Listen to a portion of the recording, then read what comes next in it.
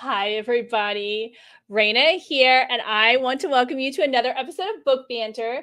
This evening, I will be talking with Steven Rowley. This is very exciting for me because I have wanted to have him on Book Banter for years, and finally, we are here.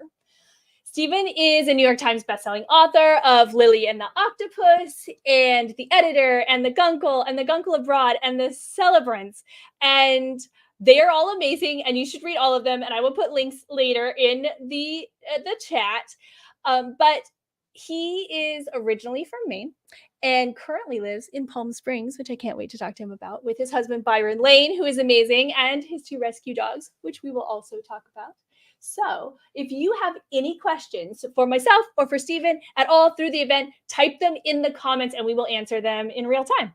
So without further ado, let me welcome Steven to Book Banter. You caught me with my drink. Hello. Yes. Cheers to you and to a great conversation. Yes. I love your glass too. It's very festive. Thank you. It almost matches my glasses, which I realize now it's not on purpose, but I will pretend that it was. Well, from now on, you know that. So it's the one to pull out when you want to fully match. Exactly. I was re-listening to the Guncle on audio last week and in preparation for this. And I realized that Guncle rule number 13 is fun drinks make everything more interesting. I was like, wait, there's not going to be a quiz, is there? No. I had a chance to go into and speak to creative writing students once in a classroom, and they had a game. They had read Lily and the Octopus, and so they had a game. Could we stump the author? And you know what? They easily could, because it had been a long time since I'd read the book. So if we're going to play stump the author, let me have a little bit more of my drink first. Right. Yeah. And then it's just a free for all. Mm-hmm. So actually, that's kind of an interesting question. Did you, like, once you finish a book, like you're done, you're toured, you've done your thing, do you go back and revisit those books? No, I've never read one again. I mean, there were, in writing my first sequel this year in the Guncle Abroad, I had to go back and look at parts of the Guncle again, sort of reference. But no, I've never done that. And so it's a remarkably emotional experience. The last time, because I'll turn in a draft, my editor gives notes, I'll do another draft, it goes to copy editing, I address the copy editor's notes, and then it goes to something called first pass and then second pass pages, which is when you see it laid out, typeset, like it will look like an actual book. And that second pass pages is usually the last time I have a chance to look at the book. And it's an emotional experience when I do that, because I know that reading will be the last time that I ever visit the book. Now, forever is a long time, but yeah. Yeah. Well, and then you start experiencing it through other people, I guess. Because for sure. Yeah.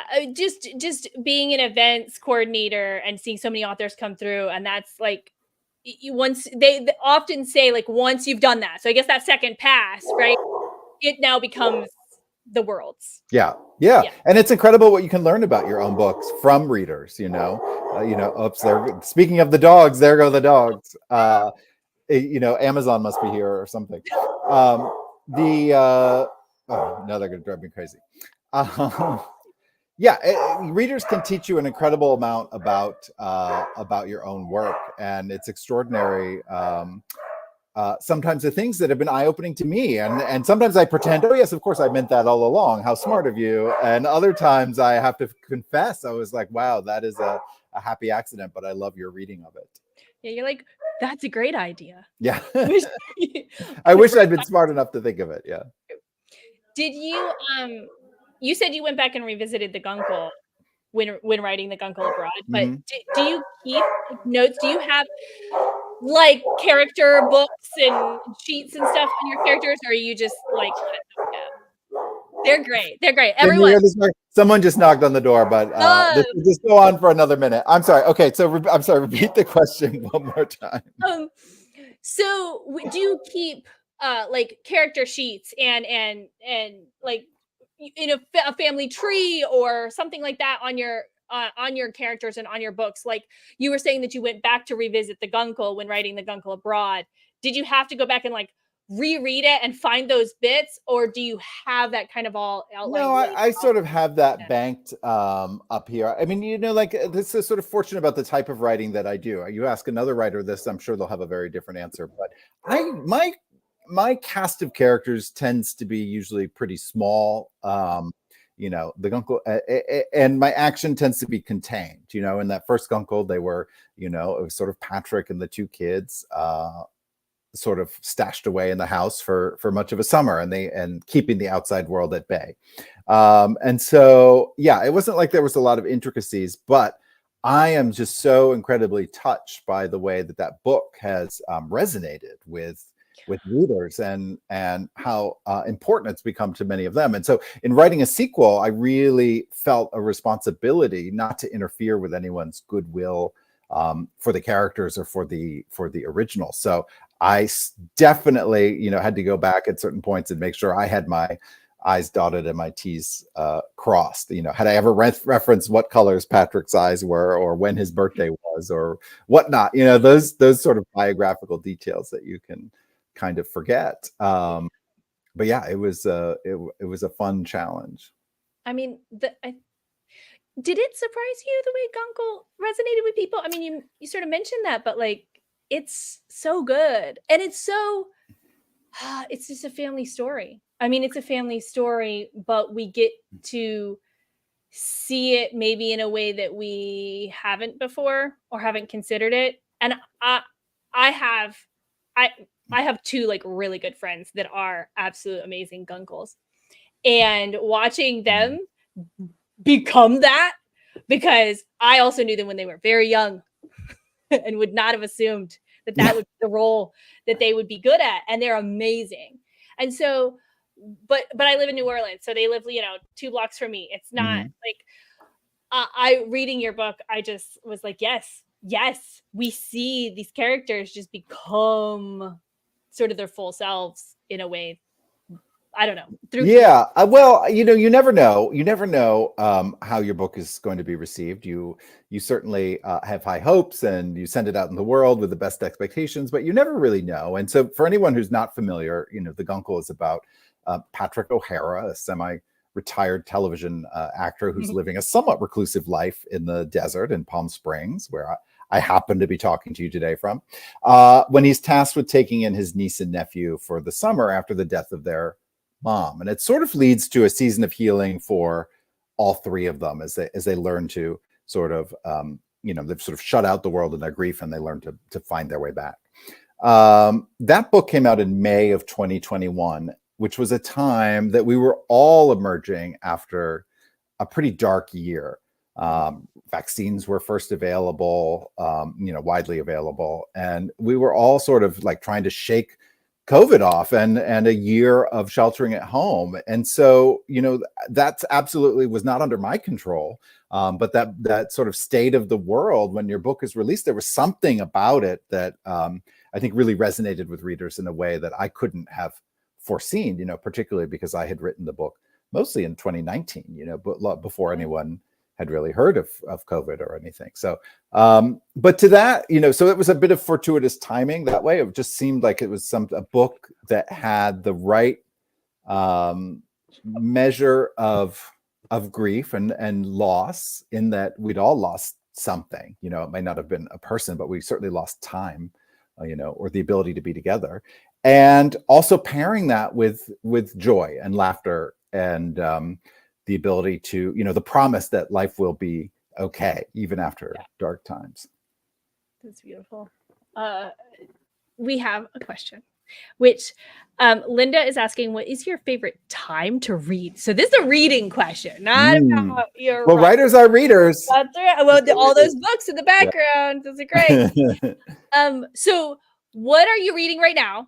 And like, when do you find your reading time? Yeah, well, I will.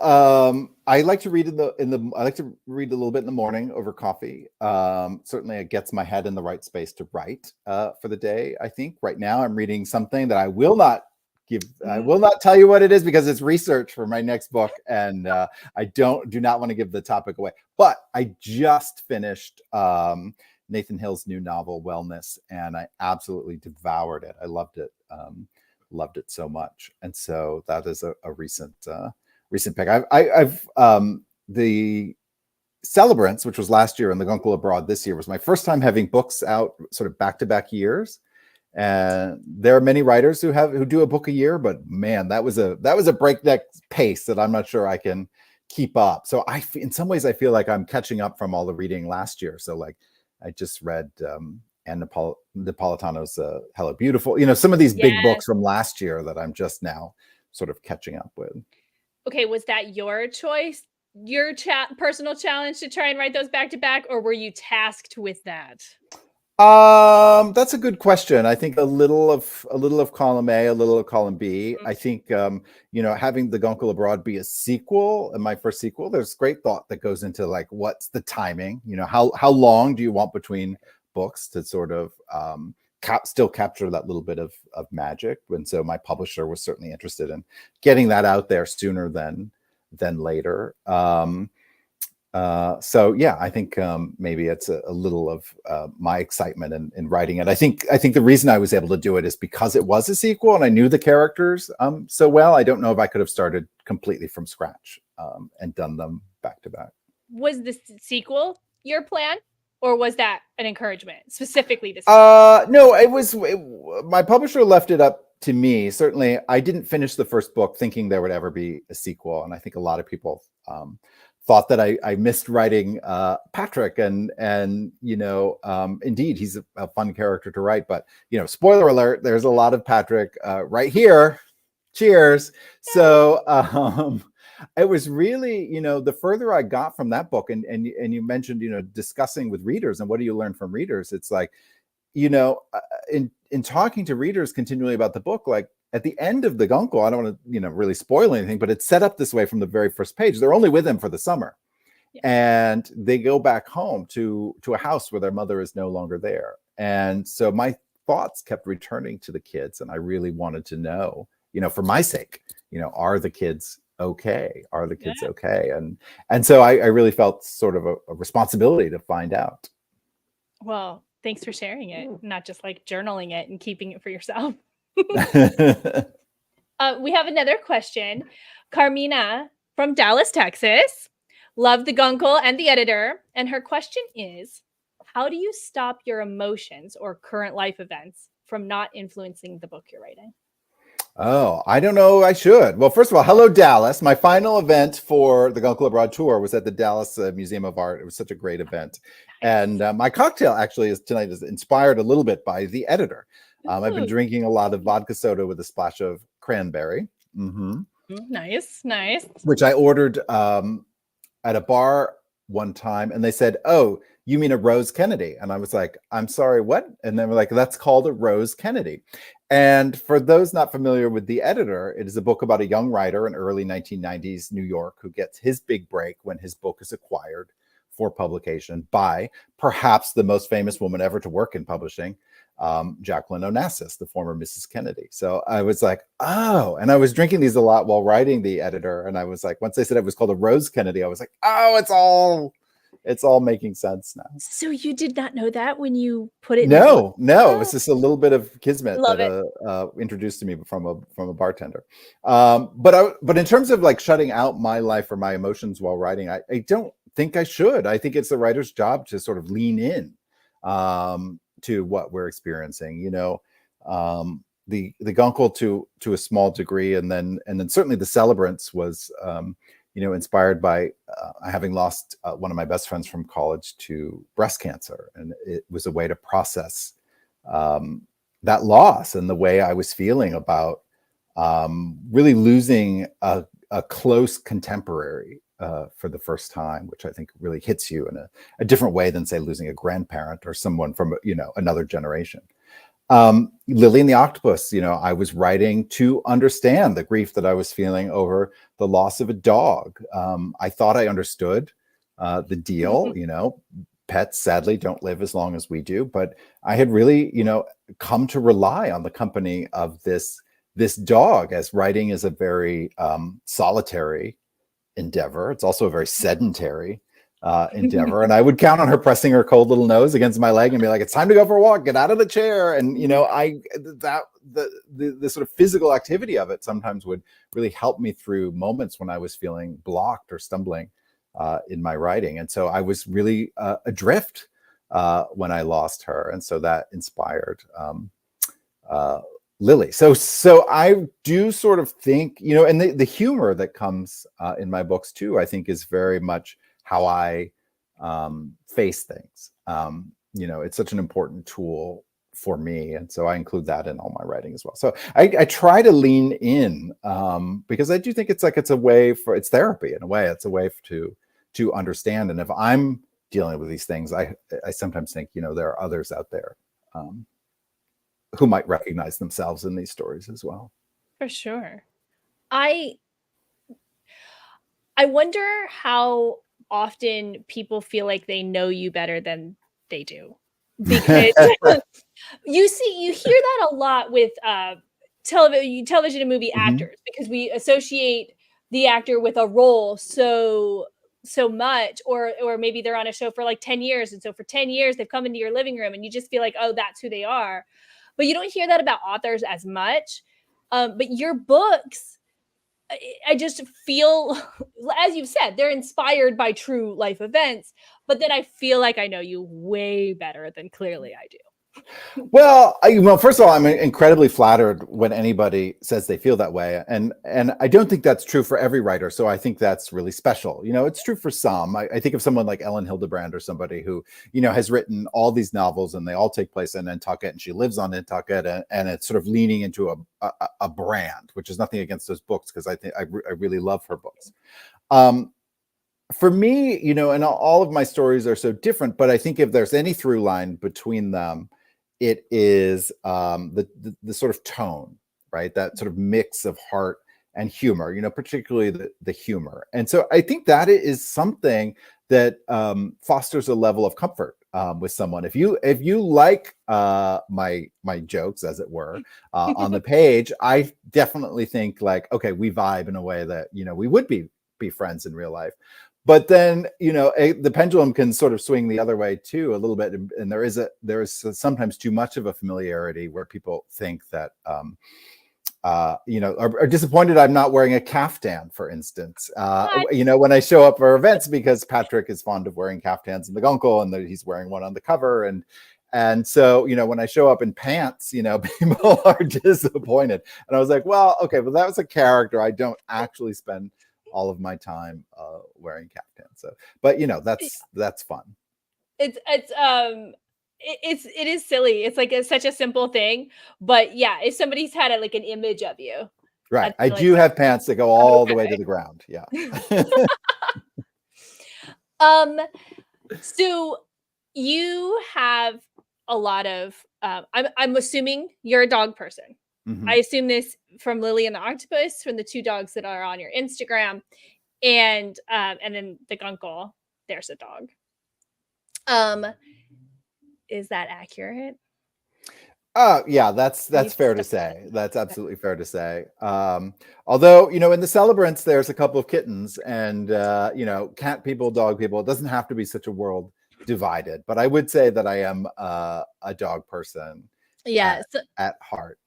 And you know, I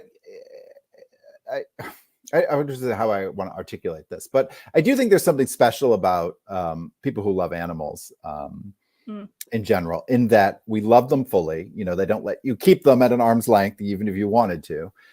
They work their way into your heart. We love them fully. We lose them, we grieve them, and when the time is right, and for some people it's the next day, and other people it's, you know, 5 years down the road, but so many of us get back up to the end of the line and sign up to do it all over again. And so to me, that is emblematic of a kind of courage, and you know, sort of sort of leading with our heart in a way, and a kind of courage that I think is missing in the world a little bit, and something that we should celebrate and honor. I love that. I have never thought of that way exactly, but yes, for sure. I mean, I've loved and lost animals, and yet again have two cats and a dog right here, just giving them all of the love and attention I could possibly do, knowing, I'm absolutely going to outlive them, and that will be okay. That'll be okay. And actually, there's something very special too about being able and knowing that, like, from beginning to end, I will have done the best that I can to make this creature's life the best it can be. And yeah, I don't know. It's a special like responsibility to take on, but role in a creature's life for sure. Yeah, particularly, Lily, I got as a puppy, and saw her through to old age. It's such a privilege too, and what other relationship do we have where we, will care for something for its entire lifespan, Sure. Yeah. So that's really special in its own right. So I'm going to put a link down here to your Instagram, because everyone needs to see your puppies, and they're in there. They're sweet. They're both rescues, Raindrop and Shirley, and they're both rescues, and we're grateful for them. I love rescue dogs. Yeah, both our dog is not a rescue dog, but both of my cats are, and I cats. They're both black cats as well, which I did not know until I adopted my first cat, that black cats are not adopted out very often. They just don't get picked.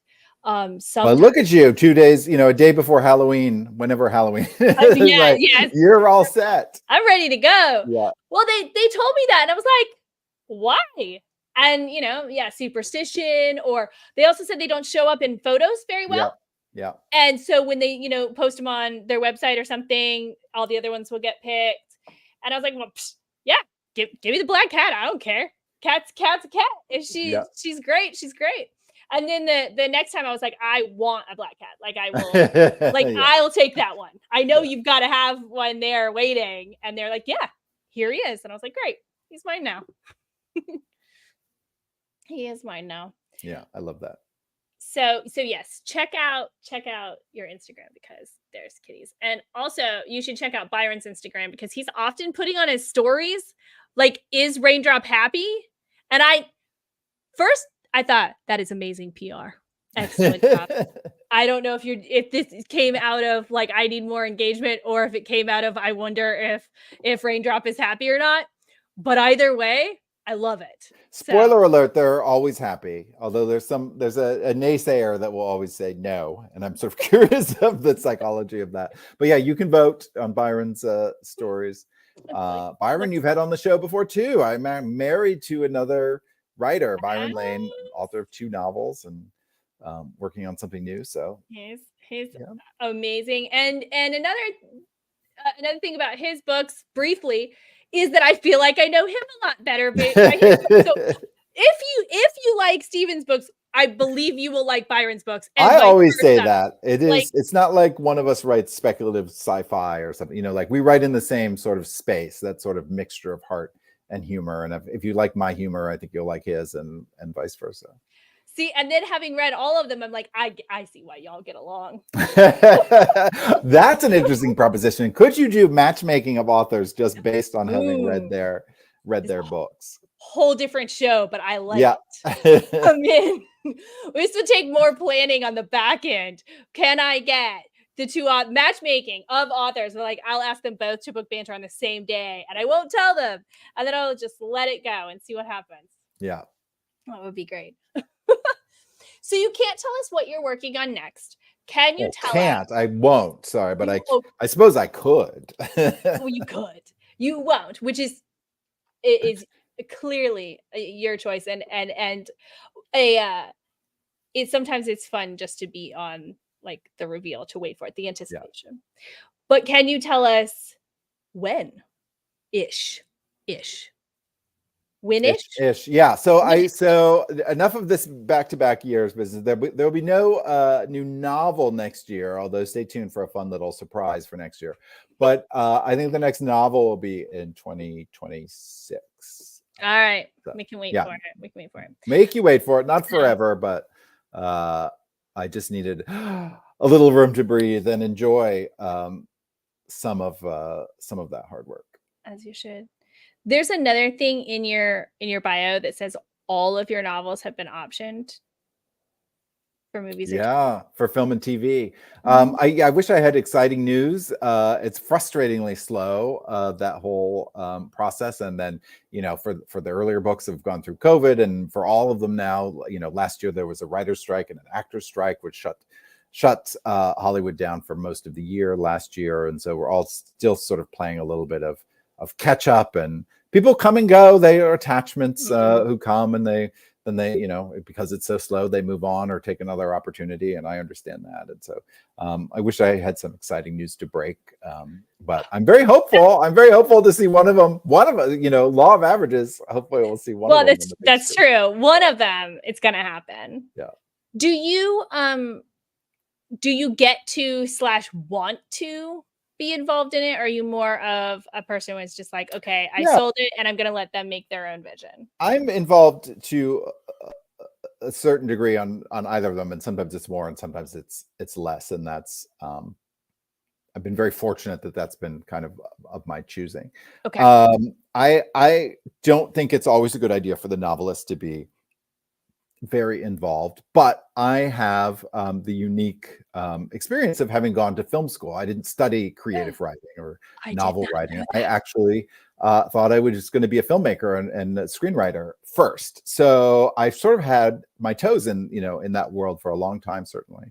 And so I have written the adaptation for 2 of them, and Lily is a good example where I decided not to be involved to a great degree, mostly because I came to write that novel when I was feeling very frustrated with my screenwriting career. And so, screenwriting, very different from novel writing in that I have to, everything has to be dialogue or action that you can hear or see on screen. Whereas novel writing, you have the access to, a character's complete interiority, all of their thoughts and thinking. And so, when I was writing Lily, I was gleefully breaking every screenwriting rule I could think of, this will never be adaptable onto the screen, but really sort of having fun embracing the format of writing a novel. Yeah. And so, I really never thought that it could be turned into a film. And so when there was a studio that was interested, I was like, well, I broke it. If you want to try to fix it, go have fun. And I knew too, inherently, the first thing you have to do when adapting a book to the screen is really rip that book apart and reassemble it for a very different medium, for a visual medium. And Lily was just one that was too close to my heart. And I didn't think I would be the best person emotionally to sort of handle that.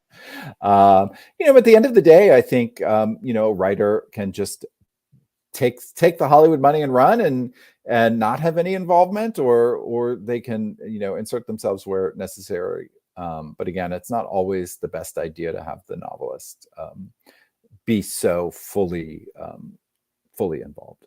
Well, I mean, kudos to you for knowing the difference for yourself. I think so, which is not to say I don't love the other books too, but I had a vision, or that they were more inherently transferable to the screen. Obviously, I like to write dialogue. If you've read the Guncle, I like that sort of snappy rat-a-tat-tat. A lot of that can lift up and go, onto the screen. And so that's, I guess, in some ways, an easier book to adapt. Yeah, I like the Celebrants too could be a play. Like, I feel like I saw a lot of that as a play. I have a theater background. So like just them all in the room, like, and it's a condo. I didn't really listen to the Celebrants. Is it like a condo they rented, right? Yeah, a house they returned to. Yeah. So it's like, I remember listening and reading and then listening to it, where it's like I could see it. I could just see them all in that on a stage in that one space. And I love that there are books that have made, really, Life of Pi has been very successfully adapted to the stage. The Curious Incident of the Dog in the Nighttime, incredible stage adaptation for that. I'd love to see one of my works on the stage. The Guncle was largely inspired by my love of sort of that sort of magical caregiver genre. Back to Auntie Mame, which was a series of books in the 1950s, to a Broadway play with Rosalind Russell, then a movie with Rosalind Russell, then a Broadway musical with Angela Lansbury, and then a very bizarre movie musical with Lucille Ball. But quite a history there, so and I would love to see the Guncle sort of follow that. I would love to see a Guncle musical. I think that would be really fantastic. But that I think it just works really well. Mary Poppins, another one, sort of source of inspiration for the Guncle too, and that's a lot of fun on the stage as well. So I'm here for it. I'm here for the book. I'm here for movies, TV shows, theatrical productions. I'm on board. I'm here. I will follow you. I will follow you wherever these go. All right. Well, hopefully I'll be back at some time and we'll be able to give definitive news about when you can see a book of mine on the big screen or on the stage. Absolutely. So I'm going to put a link down here to check out all of Steven's books. You can purchase them from this link or use it for information as you wish. I want to thank everybody for watching and Steven for joining me. Thank you so much. It went by so fast. It did. It just means we'll have to do it again. Absolutely. You put out the other book and we'll do it again. Yeah. It'd be great. All right. Have a good night, everybody. Thank you. Thank you for having me. Yeah. Bye.